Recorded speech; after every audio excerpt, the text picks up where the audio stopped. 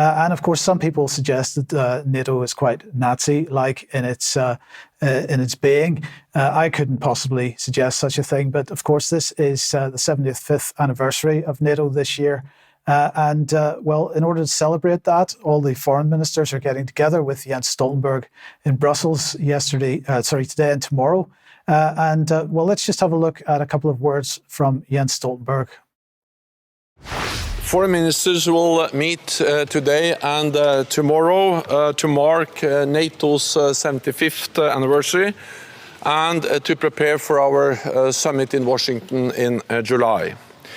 NATO was founded on the single solemn promise: an attack on one ally is an attack on all. From that foundation, we have built the most powerful and successful alliance in history. And over the past 75 years, NATO's open door has helped to spread democracy and prosperity across Europe. As we celebrate NATO's achievements, we do not rest upon them. Europe now faces war on a scale we thought was resigned to history. We must ensure reliable and predictable security assistance to Ukraine for the long haul, so that we rely less on voluntary contributions and more on NATO commitments, less on short-term offers and more on multi-year pledges. Therefore, ministers will discuss how NATO could assume more responsibility for coordinating military equipment and training for Ukraine, anchoring this within a robust NATO framework.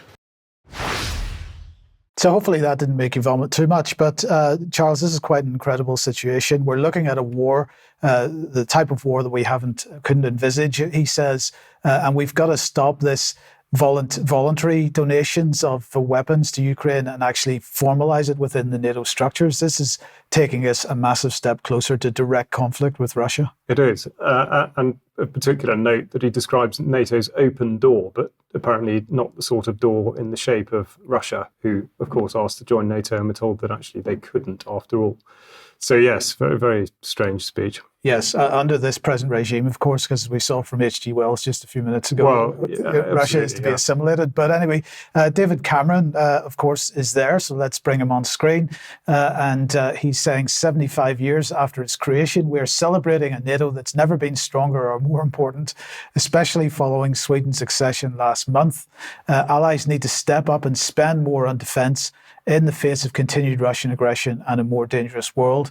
Well, it's all a bit unfortunate because actually Moody's, the ratings agency, has come out with a report basically making the point that if people do start spending more in the types of ways that are being described by Stoltenberg and Cameron there, that the debt burden on nations is beyond what they can bear. So I'm not quite sure how this is going to work on a long-term basis. They want to sustain the conflict in Ukraine for as long as possible. Are they going to keep it at a low level, just killing as many people as possible, but not using very much armaments themselves? Or are they going to try to ramp it up? Either way, they can't afford to do it. And we don't have the productive capability anyway. Vanessa, I don't know if you've got thoughts on this, but the rhetoric that comes out of these people, and I note, by the way, that Mr. Rutte from the Netherlands is no longer tipped to replace Jens Stoltenberg. It's now the Estonian Prime Minister. They can't actually find anybody that's going to be competent, but they still keep making the threats. I don't know. I just find it extraordinary. I mean, do they actually believe what they're saying? I mean, does this peace and freedom nonsense still wash while they're supporting Israel committing genocide and severely curtailing the freedom of not only Palestinians, but the entire region? I mean, it's just, I don't know. We just seem to be living on two separate, separated realities and dimensions right now. Yeah, incredible.